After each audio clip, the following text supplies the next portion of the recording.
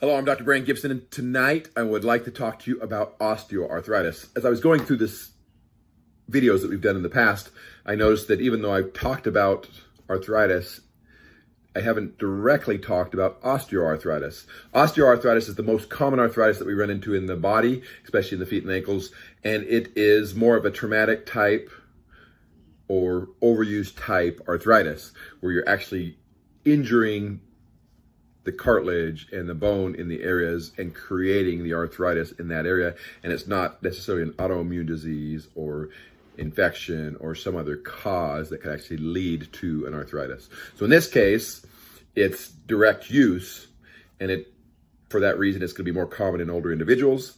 For that reason, it's often symptomatic treatment where you're going to say, okay, what can I do to decrease inflammation, decrease pain, decrease motion, all which will decrease the arthritis in that area. So if it comes to a severe form of osteoarthritis, then you really have four options when it comes to treating.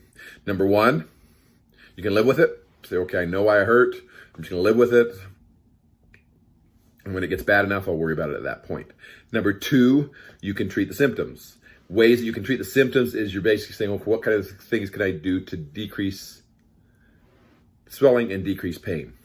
You can use oral steroids, you can use anti-inflammatories, you can use ice, you can use injectable steroids into those joints. So if you have a significant osteoarthritis of the ankle, you can actually inject it and it will give you a period of time with relief.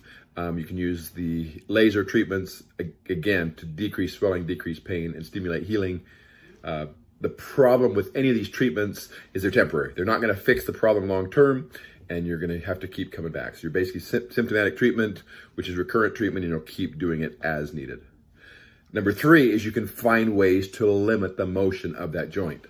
There are really multiple things you can do, whether it's a specialized orthotic in the shoes, whether it's an ankle brace or a custom ankle brace or a custom brace of some sort, or number four, you can actually go to surgery and fix that joint. So if there's a problem with the joint, you can either fuse it or replace it.